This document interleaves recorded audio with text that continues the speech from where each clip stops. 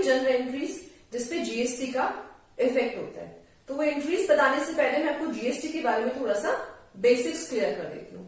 GST होता क्या है? This is goods and services tax, जिसे कि हम इनडायरेक्ट टैक्स कैटेगरी में लाइक कराते हैं, और ये जितनी भी सेल्स की ट्रांजेक्शन होती हैं उन सभी ट्रांजेक्शन पे अप्लाई होता है।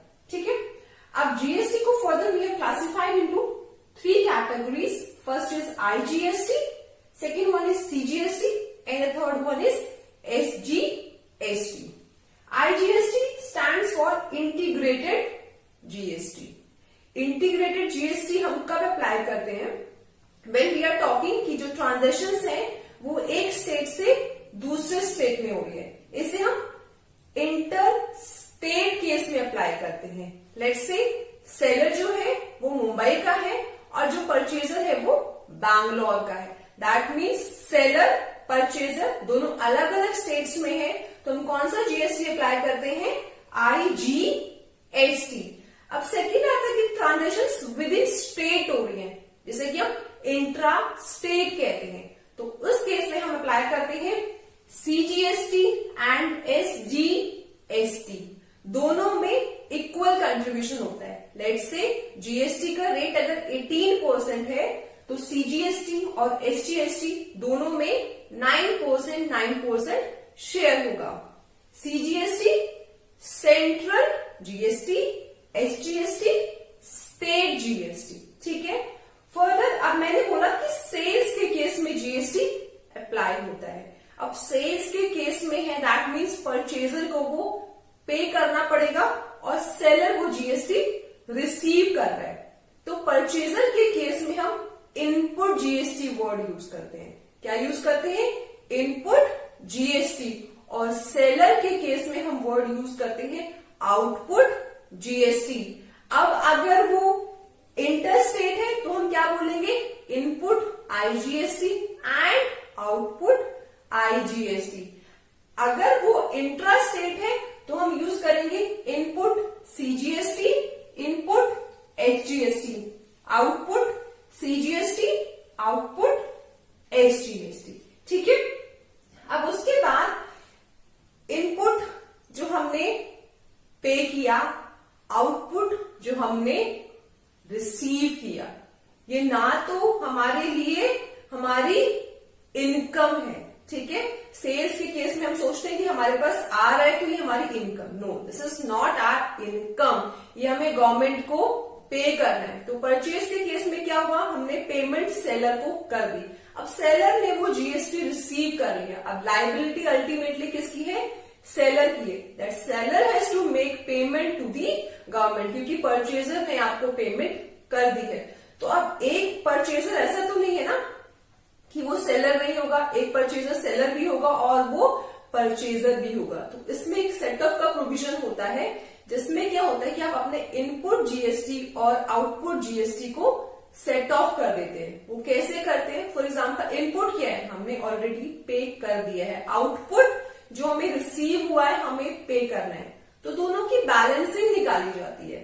ठीक है, अगर हमारा इनपुट ज्यादा है दैट मीन्स हम गवर्नमेंट को ज्यादा पे कर चुके हैं, अब हमें पे नहीं करना। लेकिन अगर आउटपुट ज्यादा है दैट मीन्स हमने सामने से ज्यादा रिसीव किया हुआ है, हमें गवर्नमेंट को आगे पे करना है। बस यही ध्यान रखना है। बहुत ज्यादा डिटेल में आपके सिलेबस में नहीं है तो मैं अननेसेसरी आपको और डिटेल में एक्सप्लेन नहीं करूंगी। आप सिर्फ इतना ध्यान रखिए कि व्हेन इनपुट और आउटपुट का जब हम कैलकुलेशन कर रहे हैं, यानी कि दोनों को जब हम बैलेंसिंग कर रहे हैं, अगर इनपुट ज्यादा है दैट मीन्स मुझे गवर्नमेंट को कुछ भी पे नहीं करना। ठीक है, और अगर आउटपुट ज्यादा है तो मुझे गवर्नमेंट को पे करना है। जो मेरा इनपुट ज्यादा है वो नेक्स्ट में मेरा कैरी फॉरवर्ड हो जाएगा, उसको हम एडजस्ट कर देंगे। ठीक है, आउटपुट ज्यादा है दैट मीन्स वो मेरी लायबिलिटी है और मुझे गवर्नमेंट को पे करना है। अब उसके बाद आता है कि हम इसे अपने फाइनेंशियल्स में कहाँ शो करें। तो इनपुट को हम शो करते हैं एसेट साइड में और आउटपुट को हम शो करते हैं हमारी लायबिलिटी साइड में, बिकॉज आउटपुट बिजनेसमैन के लिए लायबिलिटी है, उसे गवर्नमेंट को पे करना है। ठीक है, अब मैंने बोला सेट ऑफ का प्रोविजन। अब सेट ऑफ होता कैसे है? देखो, आईजीएसटी इनपुट के अगेंस्ट मैं आउटपुट, आईजीएसटी आउटपुट सीजीएसटी और आउटपुट एसजीएसटी, ये तीनों ही इनपुट आईजीएसटी के अगेंस्ट सेट ऑफ हो सकते हैं। ठीक है, अब बात करते हैं सीजीएसटी। इनपुट सीजीएसटी के अगेंस्ट मैं output CGST and output IGST he set of कर सकती हूं। ठीक है, इनपुट एसजीएसटी के अगेंस्ट मैं output SGST and output IGST he set of कर सकती हूँ। यानी कि इस वाले इनपुट के केस में ये तीनों हो रहे हैं, सीजीएसटी के केस में सिर्फ सीजीएसटी और आईजीएसटी होगा, इनपुट एसजीएसटी के केस में सिर्फ output SGST and output IGST ही होगा। ठीक है, जो बैलेंस बचेगा, अगर आउटपुट ज्यादा बच रहा है तो हम लायबिलिटी की साइड में शो करेंगे, और अगर इनपुट ज्यादा है तो उसे हम अपनी बैलेंस शीट में एसेट साइड में शो करेंगे। ठीक है, अब चलो मैं आपको कुछ एग्जांपल्स जर्नल एंट्रीज के बता देती हूं कि हम कैसे इनपुट जीएसटी और आउटपुट जीएसटी जर्नल एंट्रीज में शो करते हैं। Goods purchase from Mohan ₹70,000, paying CGST and SGST at 6% each. That means हमने परचेजेस किया है। अब परचेजेस के साथ हमें नाम मेंशन है और कैश क्रेडिट साइलेंट है। दैट मीन्स ये हमने क्रेडिट में परचेज किया है। ठीक है, ये लास्ट वीडियो में मैंने बहुत अच्छे से आपको एक्सप्लेन किया था। ठीक है, सो परचेजेस मेरे लिए क्या है, मेरा एक्सपेंस है, एंड इंक्रीज इन एक्सपेंस को हमेशा हम डेबिट करते हैं। तो मैंने परचेज अकाउंट को डेबिट किया। हम कितने की परचेजेस कर रहे हैं, 70,000। सो परचेजेस अकाउंट को डेबिट किया, उसके सामने आई हैव रिटन 70,000। ठीक है, अब यहाँ पे सीजीएसटी एंड एसजीएसटी है। ठीक है, दैट मीन्स ये विद इन स्टेट हमारी ट्रांजेक्शन है। ठीक है, अब दूसरी चीज, परचेजेस के केस में हम क्या यूज करते हैं, इनपुट वर्ड यूज करते हैं। ठीक है, सो इनपुट सीजीएसटी, इनपुट एसजीएसटी, 6% निकाला हमने 70,000 का, इट कम्स टू 420। सो 420 उसको प्लस किया 70,840। या हमने मोहन को क्रेडिट क्यों किया, बिकॉज हमने परचेज किया है, पेमेंट अभी नहीं की, पेमेंट करनी है। ये हमारा क्रेडिटर है, क्रेडिटर लाए करता है हमारा लायबिलिटी के केस में, एंड इंक्रीज इन लायबिलिटी को हम क्रेडिट करते हैं। ठीक है, देन नरेशन में लिखा being goods purchased from Mohan CGST and SGST payable. अभी हमने पे नहीं किया, हमें पे करना है, पेबल एट 6% ईच। ठीक है, नेक्स्ट देखते हैं, goods purchase from Shyam ₹1 lakh, paying IGST at 12%। ठीक है, ऊपर वाले केस में हमने सीजीएसटी एसजीएसटी पे किया था, यहां पर हमें पे करना है आईजीएसटी। दैट मीन्स ये ट्रांजेक्शन आउटसाइड स्टेट की ट्रांजेक्शन है। ठीक है, वही परचेजेस अकाउंट को डेबिट किया, बिकॉज एक्सपेंस है, इंक्रीज हो रहा है, उसको डेबिट करना है, 1 लाख रुपीज। अब ना बच्चों को ना अमाउंट में थोड़ा सा कंफ्यूजन हो जाता है, समझ नहीं आता कि अमाउंट कौन सा कहाँ लिखना है। कॉमन सी बात है, बिकॉज अकाउंटेंसी में आप फर्स्ट टाइम ये सब चीजें कर रहे हो तो थोड़ा सा कंफ्यूजन होता है। बस एक ही चीज ध्यान रखो कि हमने एक्चुअल में परचेज कितने का किया, 1 लाख रुपीज का, यानी कि परचेजेस तो हमारे पास 1 लाख ही है, जो मटेरियल आ रहा है वो 1 लाख रुपीज का ही आ रहा है। उस पे जो टैक्स है वो हमने यहां शो किया, इनपुट आईजीएसटी, जो टैक्स है वो यहां शो किया।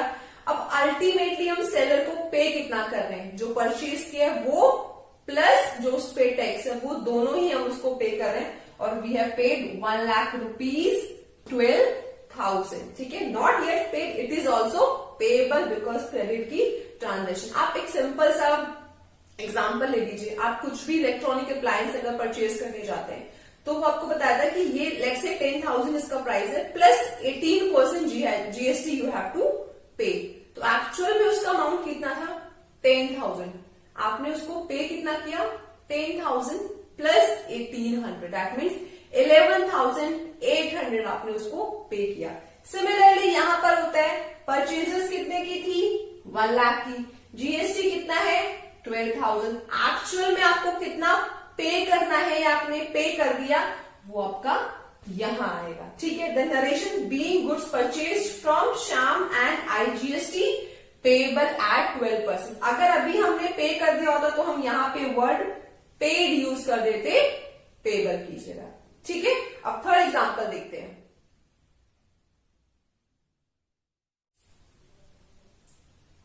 Sold goods to Rakesh for ₹80,000 plus CGST and STST at 6% each. Sales किया है राकेश को 80,000 रुपीज, ठीक है।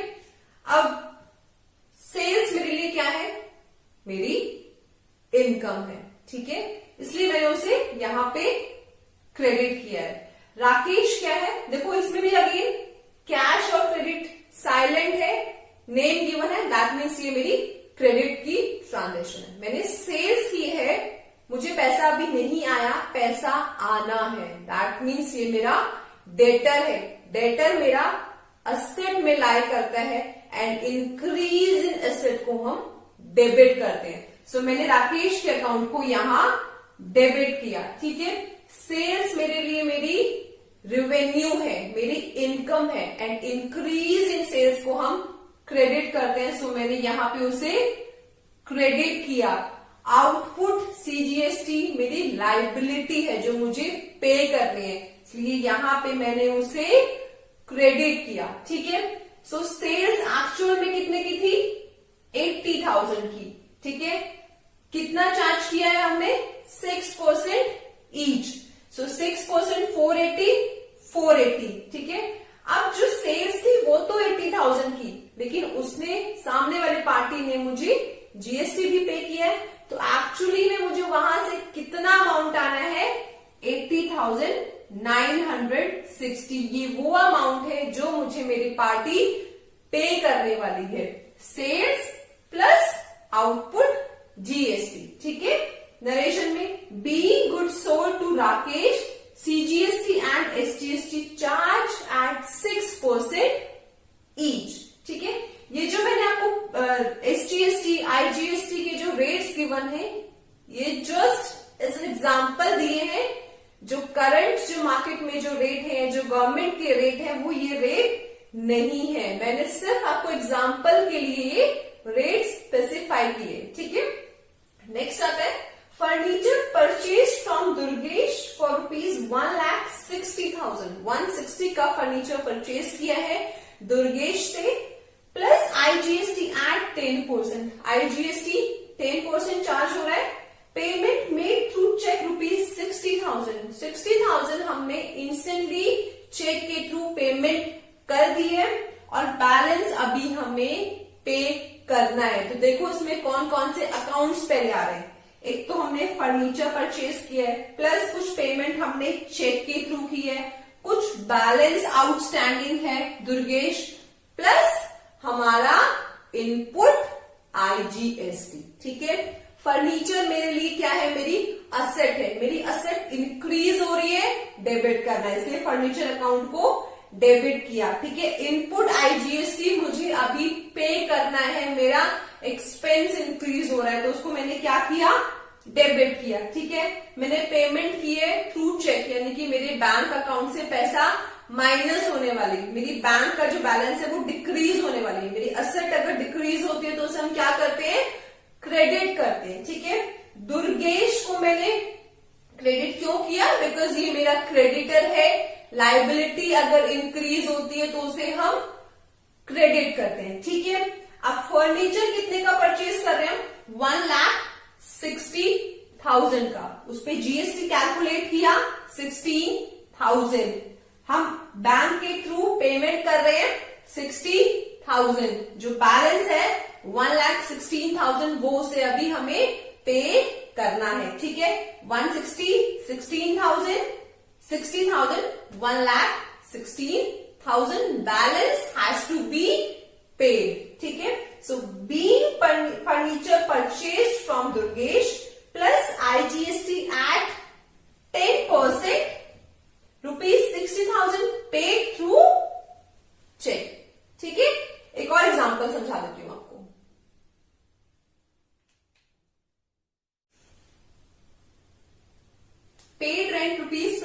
15,000 plus CGST and SGST at 6% each. Rent की पेमेंट हुई है। तो जब कभी भी हम पेमेंट करते हैं तो इनपुट वर्ड यूज करते हैं, इसको ध्यान रखना, ठीक है। सो रेंट हमने कितने का पे किया है? 15,000। अब इसमें CGST एंड SGST एप्लीकेबल है, ठीक है। सो इनपुट CGST 900, 15,000 का 6% निकालेंगे तो 900, इनपुट SGST 900, ठीक है। रेंट हमारा कितने का अमाउंट था? 15,000। रेंट हमारा 15,000 का था, बट उस पे हमें GST पे करना था 900 प्लस किया 16,800। So how much we have paid? We have paid 16,800। तो हमने जितना पे किया वो कैश के सामने लिख दिया। Being rent paid along with CGST and SGST at 6% each. I hope अब आपको इनपुट GST और आउटपुट GST में कोई फर्दर डाउट नहीं होगा। In case you have any further doubt, आप कमेंट बॉक्स में स्पेसिफाई कर दीजिए। आई ट्राई कि मैं आपके वो वाले डाउट भी क्लियर कर दूं। I hope you like this video. Do not forget to like, share